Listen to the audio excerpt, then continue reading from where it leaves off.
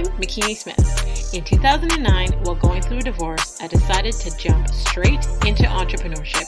In 2012, I lost my sister and asked myself, what legacy do I want to leave behind? Since then, I've become a serial entrepreneur, helping other women publish their books, produce their podcasts, and reach their big goals to walk in their greatness. I realized the importance of sharing our stories of resilience and how it can be another's guide to walk in a manner worthy of their calling. We are blessed to be a blessing, so get ready to be blessed with an inspiring testimony.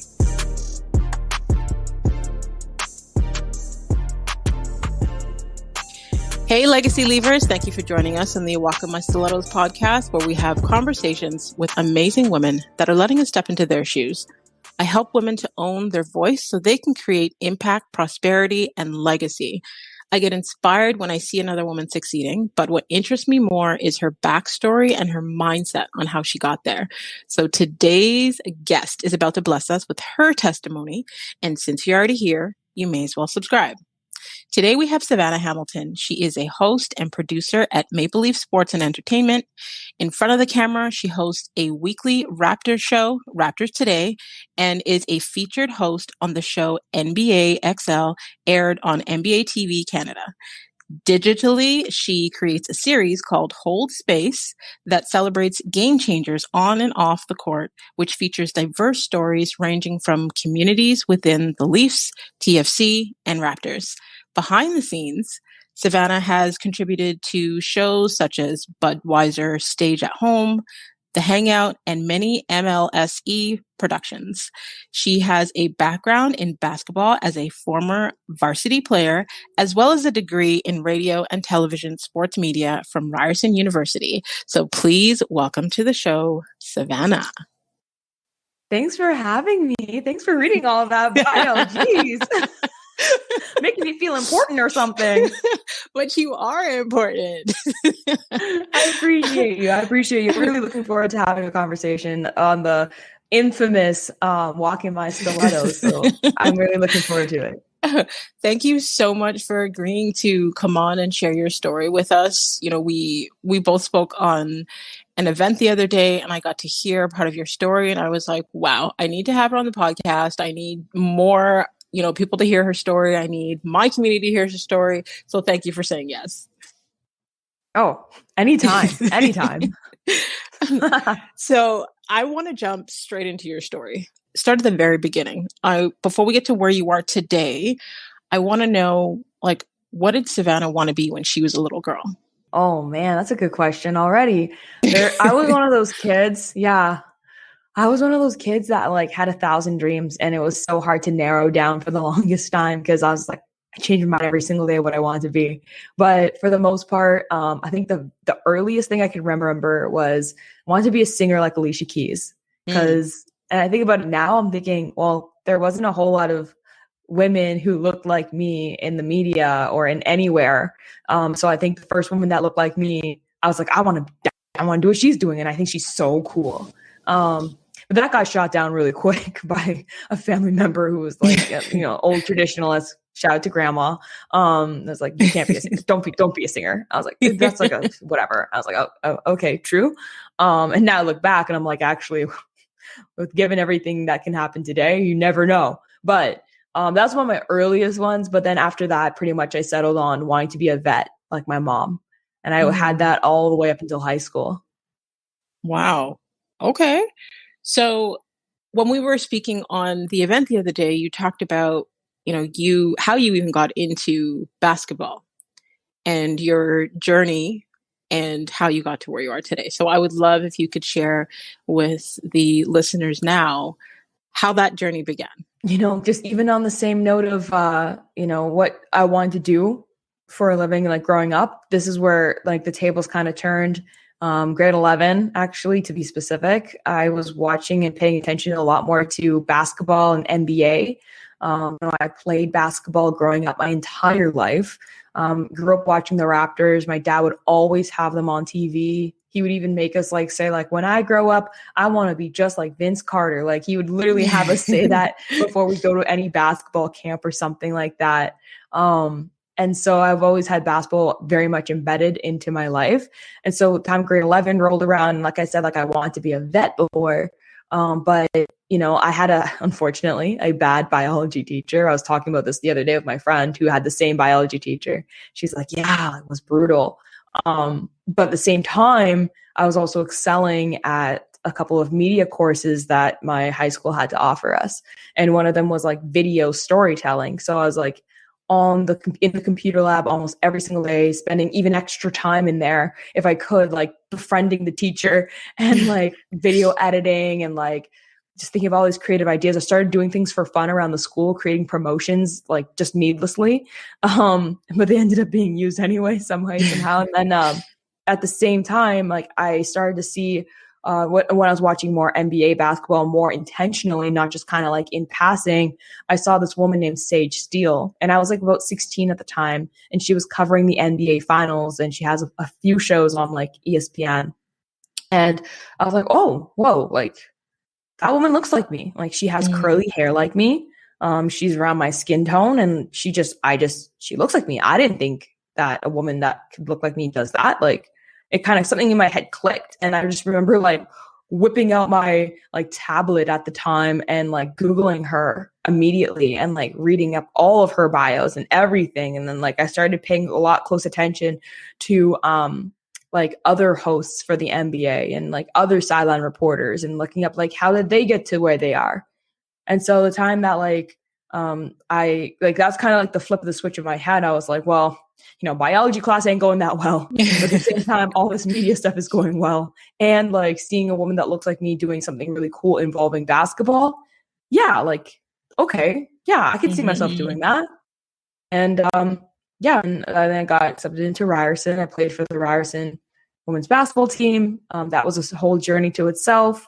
And, you know, made the right connections and networks and found myself at NBA TV Canada as you know, behind the scenes, and then kind of worked my way up into being on air.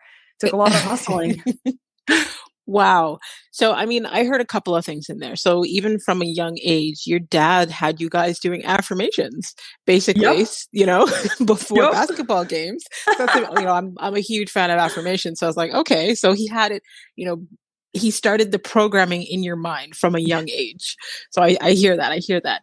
And then when you talked about seeing Sage Steele on TV and, you know, you saw a woman that looked like you, that had your curly hair, that was your skin tone, you know, sometimes there may be some people that don't understand the full meaning of representation matters. No matter what gender you are, no matter what color you are, no matter, like, seeing someone in a position gives you hope of what is possible for you. You know, sometimes when we don't see anyone that looks like us in certain areas, it's almost like, well, I don't know, can I? So it's, you know, the way that you were able to see that representation and now look, you're doing the same thing. Like those things are so, so important. It's crazy. It's wild. What really stood out to me, because I think back to the time and I was like, was that the first time I've ever seen a Black woman on TV, like covering NBA? I don't think so. So then what made Sage like stand out to me? And I think it was honestly like her curly hair that looked like mine. I was like, I was like, wait a minute. Like I don't really remember seeing a whole lot of Black women who wear their hair naturally. And like, you know, like I'm guilty of it. Like go to a job interview, straighten my hair, look a little bit more white passing, a little bit more like palatable, if you would want to say, for whoever's interviewing you, right? We don't come out with like the big fro or like the braid up, like no, like that's all embedded into our culture. But at the same time, it's like we also know that's not accepted. So when I saw a woman just completely herself on TV, I was like, oh, like that just resonated with me. So I love it. I love it. I think about my own daughters, because my children are mixed as well. And, you know, them growing up wearing their hair big and curly, and then as they got into high school, getting obsessed with, my eldest getting obsessed with straightening her hair because she wanted, to fit in, or what seemed more accessible, or acceptable, sorry. And my middle daughter, I call her my challenger child, but she wanted to have her hair locked, like with dreadlocks. And she was little, because my father and my brothers have their hair locked. And when she was in the 5th grade, I allowed her to start locking her hair. And now she's known for that. She's turning 20 next month, but she's known for her locks on social media. Like, when we're used to seeing Black women and even mixed girls, or, it's like a lot of industries will expect you to have a certain look and say that other looks are unacceptable. And I know I have so many family and friends in the US where they're still sending me articles where having dreadlocks is unacceptable in certain, whether it be sports or media or other environments. So they're just, loving the fact that my daughter's natural hair in the state that it is has become so popular. Like I don't know, I think she's hit way over 1 million followers on TikTok and 500,000 on Instagram just because of her hair. No way. That's awesome. Yeah. That is so sick. Yeah. Good for her. It's wild. Like, so much of our, like, sorry to ramble on the hair, but like so much of our identity is literally in our hair. It's like, it's such a, I don't know. So it's so personal to me too. Cause like I was a kid that was bullied in like middle school. For having big, fluffy, curly hair that, and also keep in mind that like my mom, I love her. I appreciate her. She just done a lot for me, but she just didn't know how to take care of our hair. And so like I would go to school with it not looking the best, but at the same time, it was like, that was also like the staple of getting teased or being made fun of for being biracial. And so now when I'm doing my thing on camera, like I almost make it a point to wear my hair like in some sort of culturally Black style, whether that's my natural hair or I've worn it in braids, or I've done like slick backs with like big curly ponytails. So love it. Yeah, it's everything for us. It is. Absolutely. Absolutely. Like, even speaking of identity. So let's jump into the fact that you're a twin. Are you identical twin? I am actually fraternal twin. Fraternal twin. Okay. So how is it to even find your own identity as a twin?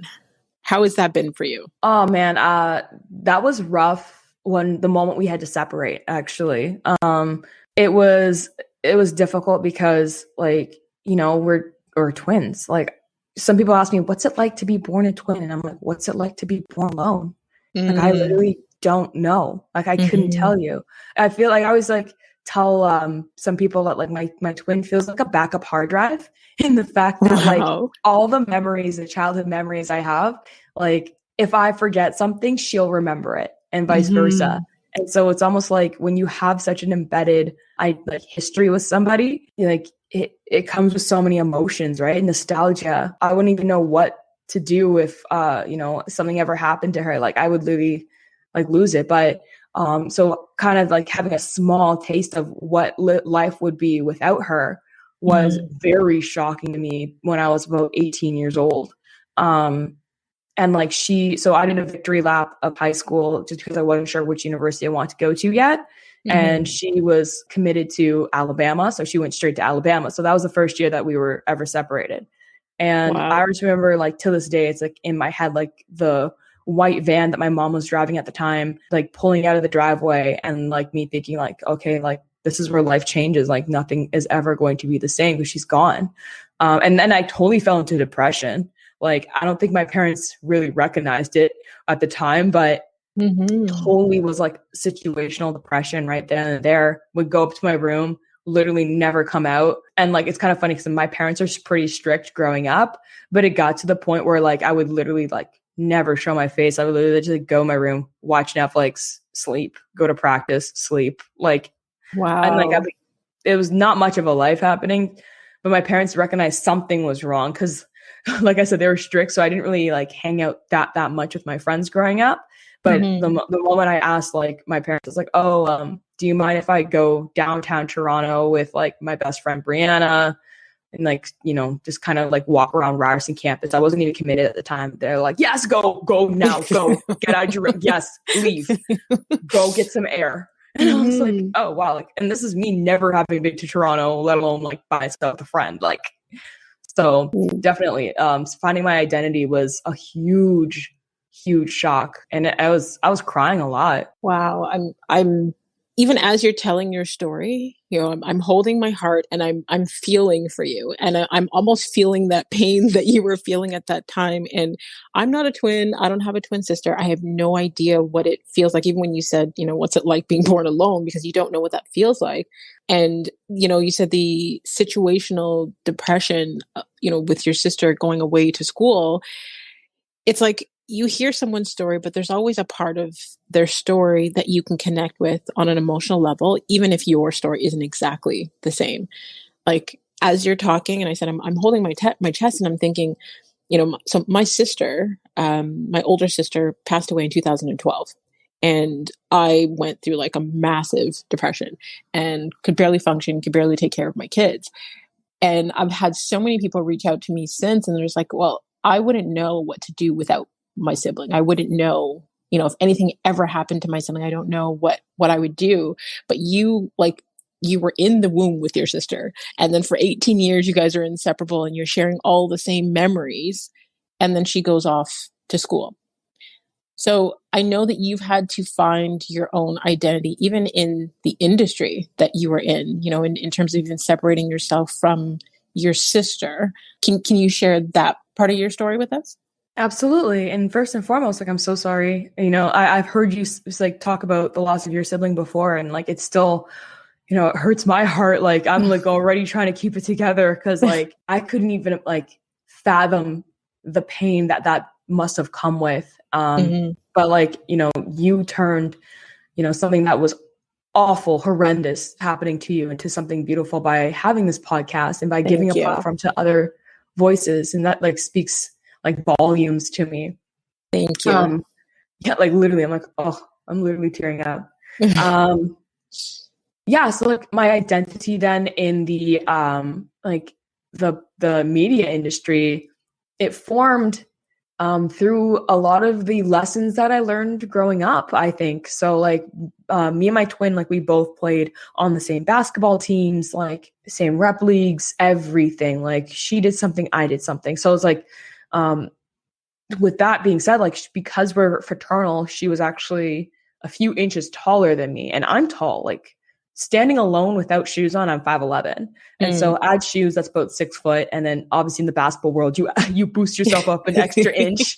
And so they listed me as 6'1". That's pretty tall for a woman, right? Yeah, they listed her as 6'4", which is a unicorn in the women's basketball like industry. So, you see a girl 6'1" walk into the gym. Whoa, wow, she's tall. See a girl 6'4" walk in right after. Wait, 6'1" who? Like it's like 6'4". You can't teach height, straight up. There's no teaching height. So with that always in the back of my head, and knowing that like she had automatically like a lot of eyeballs for schools and everything on her, I just knew I had to work literally 3 times harder just to be seen, like let my game do the talking, because there's nothing that I could change about my height. And she was also very talented as a 6'4" player. She wasn't just like 6'4", that's it. Like she's also like stupid skilled. And so our one-on-one games would be epic. Like they got hot and they got mad and like, oh, it was always on. It was always on between us. But yeah, so I kind of refined my game kind of around her game so that we on the court, we complemented each other to the point where like a lot of schools were asking us as like a package deal, being like, okay, like we can get the both of you. But the schools that were doing that, like they weren't ideal for both of us. So we were like, no, we can't do that. But yeah, so because I learned how to work like 3 times harder to get noticed, I ended up kind of like keeping that mentality, pursuing now into my professional media career, because, as a Black woman, and it's kind of like, it's interesting because that's a whole different identity conversation. Cause, I am actually biracial, but it took me a long time to realize that even though I am biracial, the world's not seeing me as that. The world's seeing a Black woman. Yep. So like, and trust me, that took me like almost even recently to realize, like past couple of years. And so you know, when I'm now in media, like reporting, and, you know, I think about who else is in this space in Canada. And I know there's one woman, she's fantastic. I've had coffee many times with her. We text each other once in a while. Kayla Gray. She works for TSN. She's a voice. She's been very vocal about Black Lives Matter and other social justice instances outside of sports. And she's a leader in our industry. And after her, I'm thinking, okay, well, who's the next, you know, Black woman in Canada covering sports? And I'm like looking around. I'm like, wait, oh snap, it's me. Yeah. Yeah. Oh snap. Like, oh crap. Like, one, she's like, oh wow, okay. And all of a sudden it becomes a bit like a lot of weight to carry. And it comes with like, you know, how did I get in this position? Like, yeah, like I hustled my tail off and my line was not straight. Like, even though I, you know, networked and got my way into NBA TV Canada, I actually had to leave NBA TV Canada and, you know, work for CBC for a little bit, worked a little bit at Tangerine Bank for a little bit before an opportunity opened back up at, you know, the network with being with the Raptors. And it took a Black female producer behind the scenes to put me, a Black female on-air host, in front of a camera. And for me, like, it's just so remarkable that, you know, I was always telling people at the network, hey, I want to be on camera. I want to be on camera. But the opportunity just wasn't there. And hey, maybe it was a coincidence that the opportunity came and she happened to be the producer. But I do think that, like, it's the whole representation thing. It was somebody who, you know, could identify with me, who made a decision to also like see me and like see what I could do and the potential I had at the time. Cause I was not that great compared to where I am now. I was not that great. And she worked with me and she took the time. And I'm very grateful to her to this day. She's a really good friend of mine. Wow. See, I believe nothing happens by chance. So I wouldn't say that it was a coincidence, but I believe it's necessary and a beautiful thing that a Black woman behind the camera saw you and was willing to work with you and put you in front of the camera, because she probably understands deep down how important it is for other women to see you in front of the camera.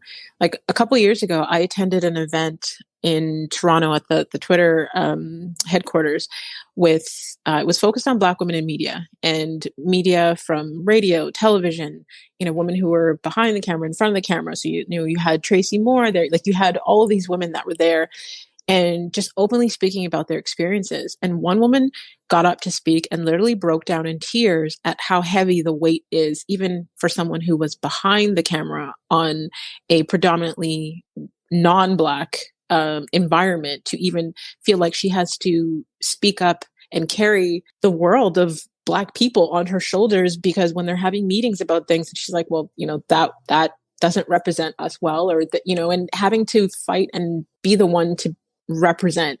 So I think, you know, her seeing you and putting you in front of the camera and sharing that space, because there's also women that are in those positions that are not willing to put someone on and to be a sponsor for someone and to mentor them and to guide them. So I think it's a beautiful thing. Oh, absolutely. It's incredible, because even to your point of, you know, working behind the scenes, like that's where I was for the most part for the majority of my career so far. Like ever since entering the industry almost like 7 years ago, you know, on camera has only been really like, well, full time has been this past year, but then, you know, a little bit of freelance has been like the year before. So 2 out of the 7 years, like the rest of the years have been multiple different positions behind the scenes too. Cause like, you know, you can't just be, and that's the other thing I also carried with me. And like, as a Black woman, I felt like I couldn't just be good at one thing. Like I had to be good at multiple things. And I'm sure like that's kind of an industry skill that I would recommend for anyone, but it's almost like, don't give them a reason to replace you. Like, don't give them a reason to, you know, choose somebody else over you. Like, make sure you have multiple skill sets to just make yourself like that much more valuable. Because, you know, once again, it goes back to the working like harder. But with that comes,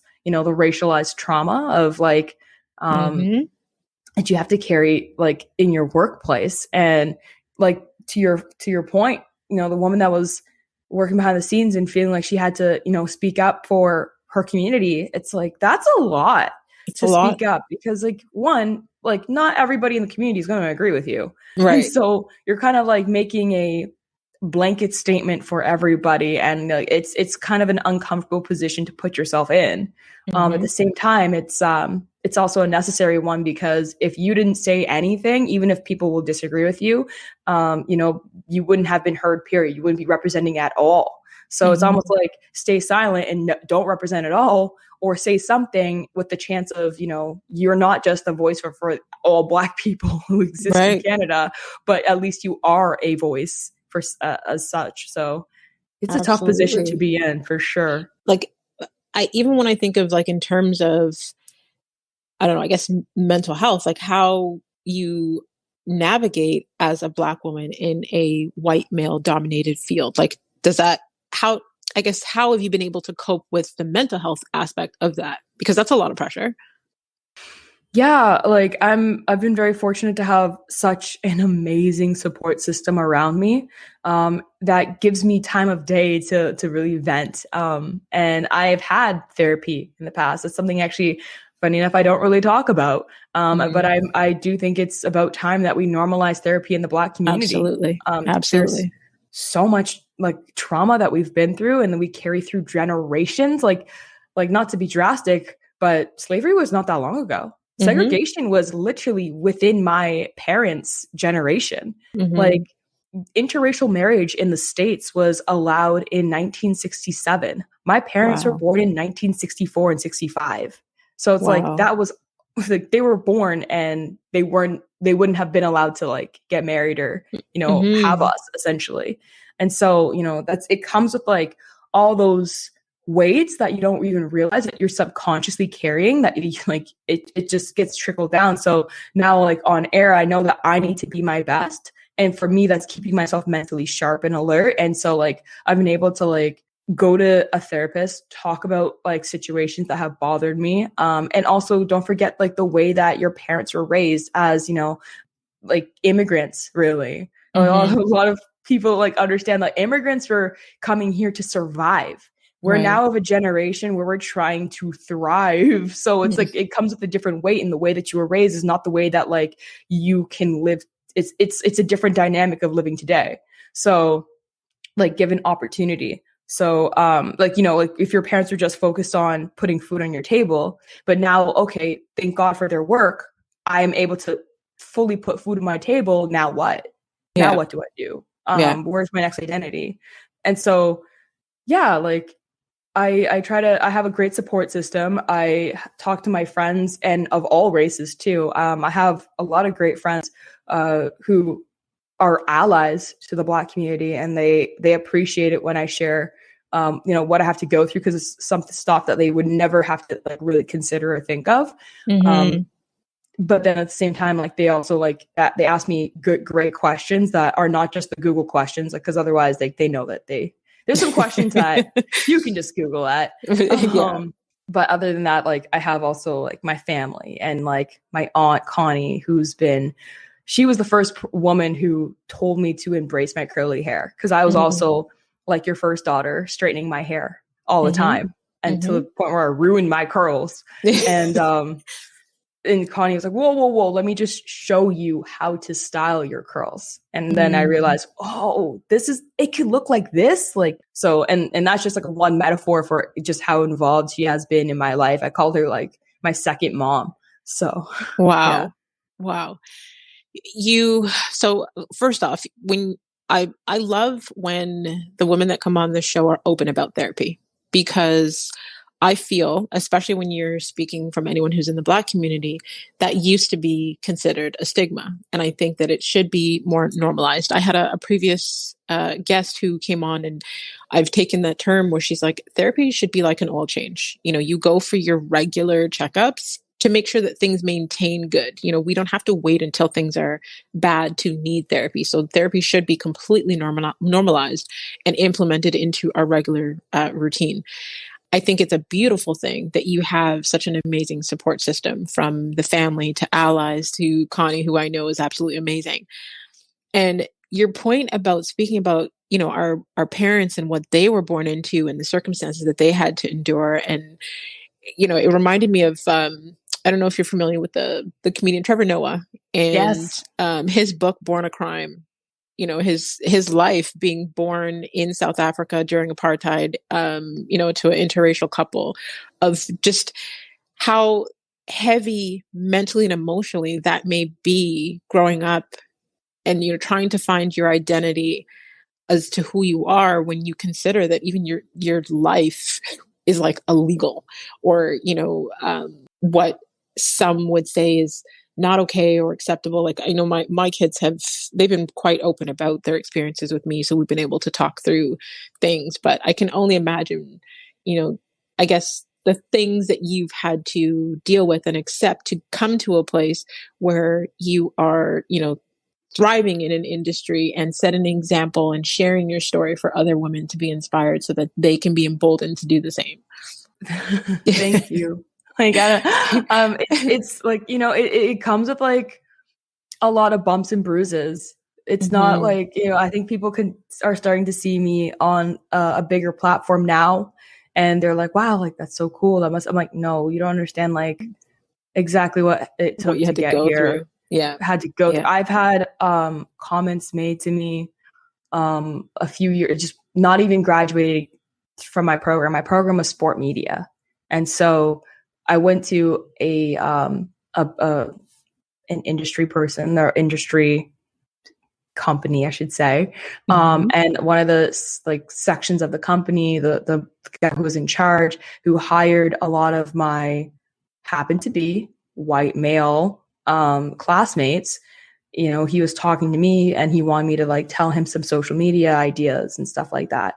And so I did.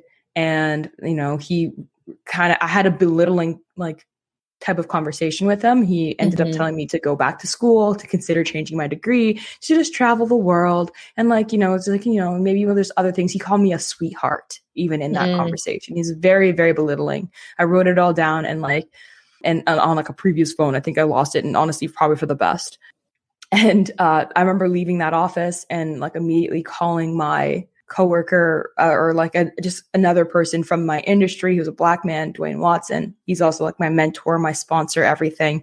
And I called him. I was like crying on the phone to him. I was like, this is what was just said to me. I'm a Black woman entering this industry that's already treating me like this. Why would I want to stay in this? What if I'm not to like prove his point right, but like, if this is a little taste of what it's going to be, why would I want to put myself through this harder road?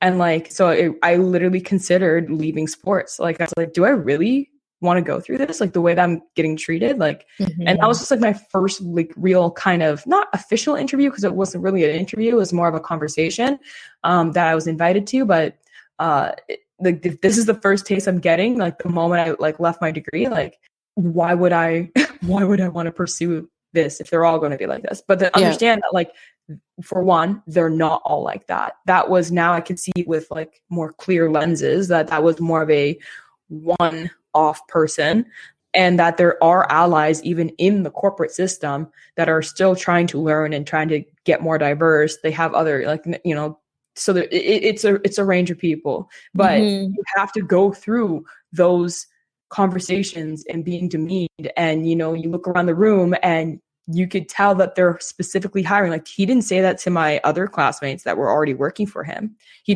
just said that to me, and he knew that I was from the same class as them.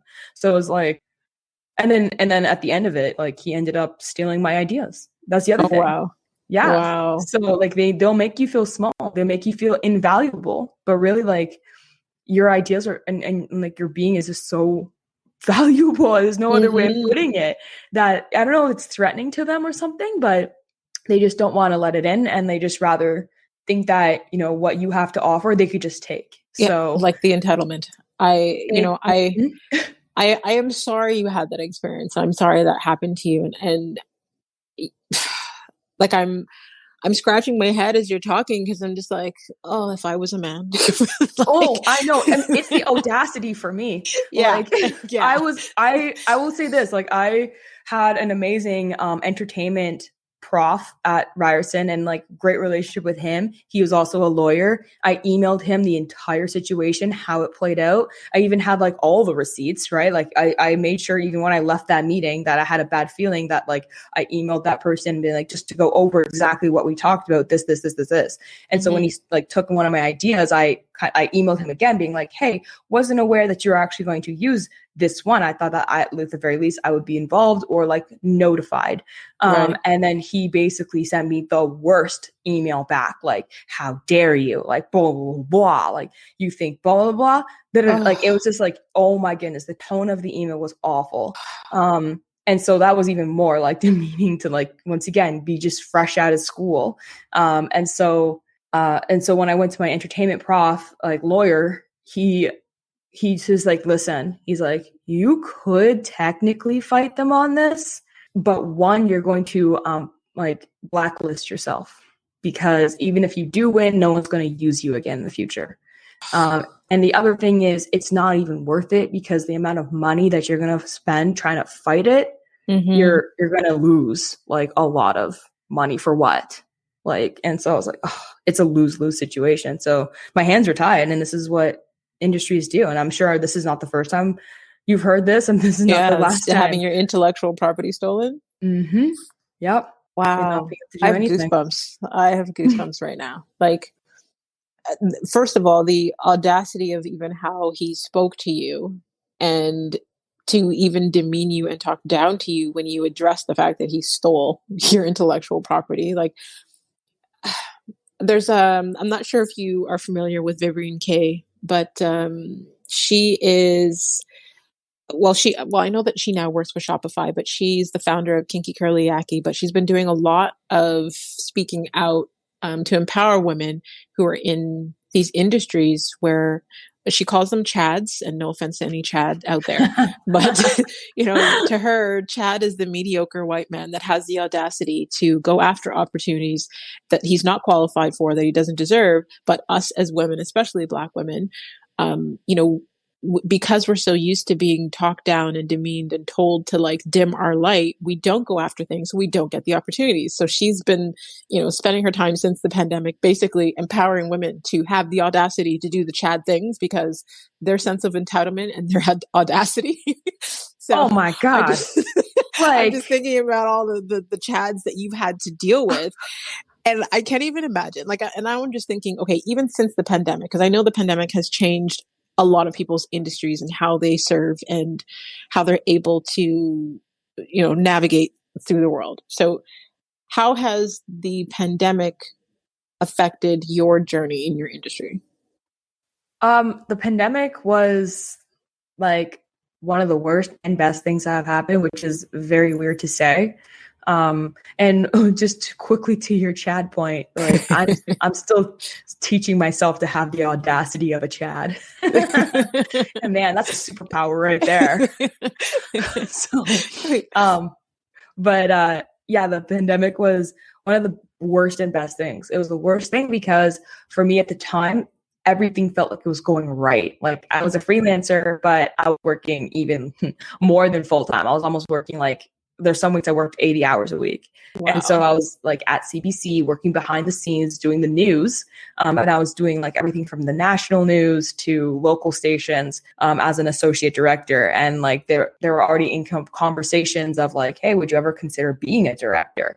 And so that was going well there. I had the opportunity there. And then with MLSE, kind of just got my my hosting stuff in order. And I was having this weekly series that went on the Raptors Instagram channel and their Instagram story. And I get to do the fun highlights, and interact with the audience. We started with I don't remember the number exactly, but I think it was around 100,000 views for that story a week. And then by the time the pandemic hit, we were up to 300,000 views for that story a week. Wow. And so all in all, we're over well over the millions as a total collective. And so that was going super well. And then they started being hey, we might get you sideline reporting for our G League team.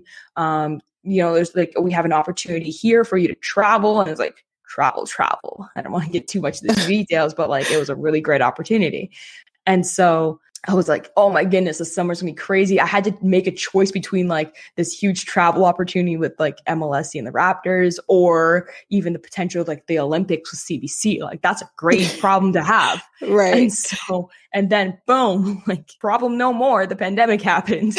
And everything was off the table. And so naturally, like I go from, wow, I'm kind of like hitting a stride, like, going from this naysayer down here, how I started my career, to up here where all these opportunities are kind of happening at the same time, to bop, like all the way down. CBC cut like all of its shows except for one. I had like one show a week with them. Like, it was like the 5 a.m. one on a Sunday morning. And that was just brutal. And like, that's not enough to pay your bills. Like when you live downtown Toronto, you're not surviving off of that. And like MLSE, they ended up coming out with this big statement being like, we're going to hire or not hire, but like take care of the people who supported us in like various roles. And that included the freelancers that was working for them. So it's like, okay, cool. I don't know what that means. And so that was all up in the air in March and April. And then eventually, I think in May, that's when like MLSE reached back out to me and they negotiated me to work for them as a producer. Okay. As a producer. And I said to them, I was like, well, I was doing some on-air stuff with you guys before. I would really like to add, the hosting into that as well. And they said yes. Wow. But it's kind of funny because like, and that's why I could actually like, and I really wanted that in writing, even though they said like, hey, well, we will, you're a producer, but you will be a host anyways. I was like, yeah, but like I want it in writing. Yes. And so when it was written down, I felt like, okay, now I could seriously say that like I am the second Black woman on air in sports for Canada full-time hosting. Right. Because I don't know, I felt like that was important to get down. I talked to Kayla Gray actually about that decision too. And she was like, yes, you need that down. Like you need to get that. Absolutely. And so I was like, okay. And so that was the big negotiation factor there. And then this past year has been interesting because obviously George Floyd happened. Like, I don't we need to have like a signature word, like a time frame of George Floyd. Like, absolutely. I don't want to just say George Floyd happened. Like, it was more than that. It was like a whole movement took place. Like, lives were changed. The world changed in May. Like, we just passed the anniversary a couple days ago now. And I would say that was one of the best things that has happened for my career and that's just being completely honest, because I don't want it to take another Black life, but because there's so much media attention on how it occurred, how every systematic and systemic factor led to George Floyd. And they, businesses had to take a hard look in the mirror, being like, what are we doing? Like, we're not humanizing Black people. We take from their culture, but we're not humanizing the people. They're not getting the same opportunities. And so because of that, many companies, Masai Ujiri has been very outspoken even on like what he feels he wants to do better, but what he's also asking out of all other companies across Canada, across the world, really, and what the expectation is. So with that being in place, other diversity leaders were put in place at organizations. At MLSE, we had John Wiggins almost immediately hired in July. And he is like the organizational, cultural, and inclusion leader for the Toronto Raptors, a vice president for them. And so, and then there's another woman that got hired at MLSE as a VP as well. And she oversees like everything. Her name is Terry Dennis Davies. And like, so you put these people in place that like you put people of color, Black people in decision-making positions, you're going to see a difference. And so because of them, I was able to also kind of get more opportunities. Also, my direct managers and my direct bosses, they also recognize how important it was for representation as well. Not that they really didn't before, but like, it's just that much more clear, right? And they like, we need to give Savanna an opportunity. And I won't say like, I'm not going to like sit here and be like, they just gave it to me. No, I earned that. Like, between the Instagram stories with the high viewership, between, then me pitching, I pitch. Like nothing's given to me like Chad. Like I pitch my ideas to them. And I feel like that's why I make sure that they're good. So they have to say yes. And so I pitch like this like social justice and like social media tied together type of thing segment in our daily, it's kind of like a daily Raptors show, Raptors Today. And that would live for like 5 to 6 minutes within the show. And they're like, yeah, that makes sense. Like we want to get more conversation going. You don't want to just, it to end with George Floyd. So we'll keep that. And so we called that RTX, Raptors Today Extra, within the show. And then eventually that went so well. Like I really, once again, earned my stripes as a host for that. And then they had me hosting the entire Raptors Today show by the time the next season rolled around. Wow. And so there's lots of little factors. And then I was challenged back in January from like MLK Day that's coming up, and John Wiggins, the same diversity vice president for the Raptors, he directly challenged me. He's like, you create something for Black History Month that we can use, that's going to showcase community stories. And I was like, oh man, I can't let him down. Like I can't. There's no way. I felt so much pressure. I was like, oh, dang it. But hey, pressure makes diamonds. And so I was like literally crossing the street downtown Toronto. And I always like almost get hit by cars. That like how many near misses guys I've had. I swear I have a target on my back. But anyways, I was crossing the street downtown Toronto, and the name Hold Space just like occurred to me. And I was like, I want people to just hold space, like BIPOC people to share their stories of how they got to where they are in their industry. Because just like my story of being one of the very few Black women, and just like you, Makini, as well, like I'm sure being one of the very few Black women in media, it's hard to hold that space sometimes. And you got to celebrate those. And so, that's why like my log line for Hold Space is celebrating game changers on and off the court. And so we did a Black History series of Hold Space and it just so happened to be all Black women the way that it worked out. I wasn't even targeting it like that. I was just like, oh wow, like yeah, she broke a barrier, she broke a barrier, she broke a wow. And so and the funny thing about Hold Space is that I got a call from, once again, Dwayne, my mentor, at the end of Black History Month, and he was like, do you mind if we use this? He's like, I know you created it, but I have to ask permission if we could use this for all of the other like teams and brands across MLSE. And he's like, you might not, and his things like, you might not be able to host it because like you might not always be the right voice for something, but like, do you mind if we use that platform? And I was like, absolutely. Like that's the goal.